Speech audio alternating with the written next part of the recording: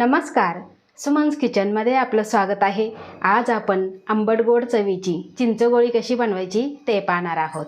रेसिपीला सुरुवात करण्याआधी तुम्हाला एक निवेदन आहे, अजूनपर्यंत तुम्ही माझ्या चॅनलला सबस्क्राईब केलं नसेल तर सबस्क्राईब जरूर करा आणि हो, रेसिपी आवडली तर एक लाईक नक्की करा। चला तर मग रेसिपीला सुरुवात करूया। तर इथे मी चिंच घेतलेली आहे 100 ग्रॅम, त्याची टरफले आणि ज्या शिरा असतात त्या काढून टाकलेल्या आहे।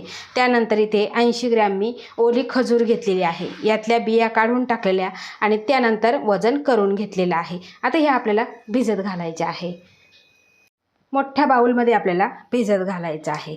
तर इथे यामध्ये खजूर घालायची, त्यानंतर चिंच आणि यामध्येच घालायचं आहे आपल्याला गरम पाणी। तर इथे मी 2 कप गरम पाणी घेतलेलं आणि ते यामध्ये घालायचं आहे आणि चांगल्या बुडतील अशा पद्धतीने आपल्याला भिजवायचे आहे।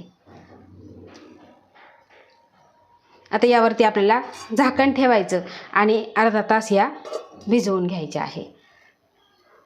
अर्धा तास झालेला आहे आणि इथे तुम्ही बघू शकता चिंच आणि खजूर छान असं भिजलेलं आहे।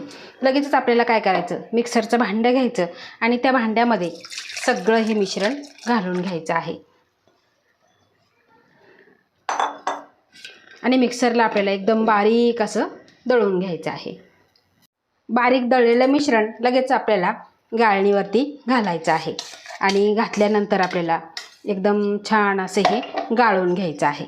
बघा, या पद्धतीने गाळून घ्यायचं आहे, म्हणजे काय होईल, वरती काही टरफलं राहिले असतील, काही चिंचेचे धागे राहिले असतील, ते सगळे वरती राहतील।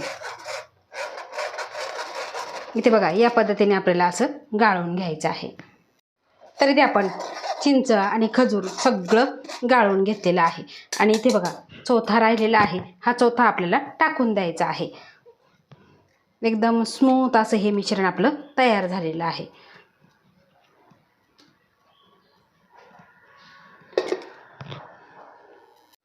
आता जे तयार केलेलं मिश्रण आपल्याला शिजवून घ्यायचं आहे, त्यासाठी इथे मी पॅन गरम करायला ठेवलेला आहे आणि त्यामध्ये आपल्याला हे सगळं मिश्रण घालून घ्यायचं आहे।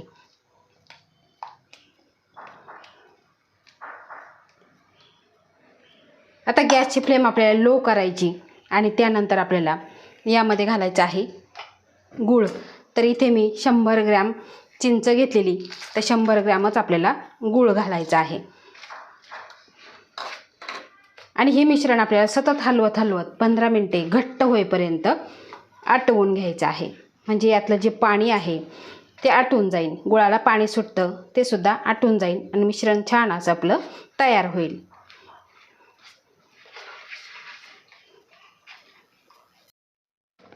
तर बघा, गुळाच्या ज्या गाठी गठोळ्या आहे त्या सगळ्या वितळलेल्या आहे आणि मिश्रण घट्ट व्हायला लागलेलं आहे। लहानपणची आठवण म्हणजे काय, आजीबाईच्या टोपलीतली चिंचगोळी। आता आम्ही कसं लहानपणी शाळेमध्ये चिंचा घेऊन जायचो, पण आजीबाईच्या टोपलीतली चिंच ही खूप वेगळी लागायची, म्हणून म्हटलं चला आज चिंचगोळीची रेसिपी करावा आणि उन्हाळ्यामध्ये ही चिंचगोळी खायला खूप अशी आंबट गोड चवीची छान लागते आणि करायला खूप सोपी आहे। आता हे मिश्रण आपण घट्ट होईपर्यंत आपल्याला हलवत राहायचं आहे, आटवून घ्यायचं आहे। 10 मिनिटामध्ये छान असे हे मिश्रण आटलेलं आहे। आता यामध्ये आपल्याला काही मसाले टाकायचे आहे।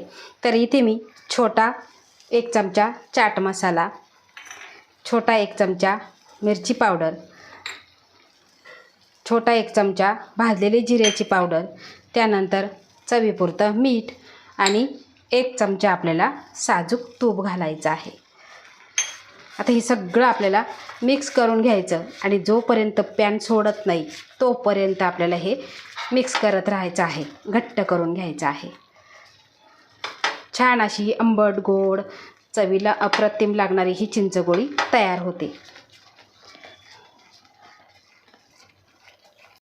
मिश्रण आपलं 15 मिनिटामध्ये घट्ट झालेलं आहे, तुम्ही इथे बघू शकता। आता तुम्हाला कमी जास्त वेळसुद्धा लागू शकतो। आता हे मिश्रण आपल्याला एका ताटामध्ये काढून पूर्णपणे थंड करून घ्यायचं आहे। ते आपलं चिंचगोळीचं मिश्रण पूर्णपणे थंड झालेलं आहे आणि आपल्याला हाताला थोडंसं तेल तूप लावून घ्यायचं आहे आणि याचे छोटे छोटे गोळे करायचे आहे।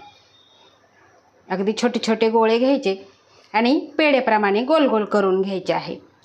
आणि त्यानंतर इथे मी घेतलेली आहे पिठी साखर, यामध्ये घालायचं आणि हलकंसं आपल्याला घोळवून घ्यायचं आहे. बघा, या पद्धतीने चिंचगोळी आपली तयार झालेली आहे. अशा पद्धतीने आपण सगळ्या चिंचगोळ्या तयार करून घेऊ. चटपटीत आंबट गोड अशी आपली चिंचगोळी खाण्यासाठी तयार झालेली आहे. करायला खूप सोपी आहे.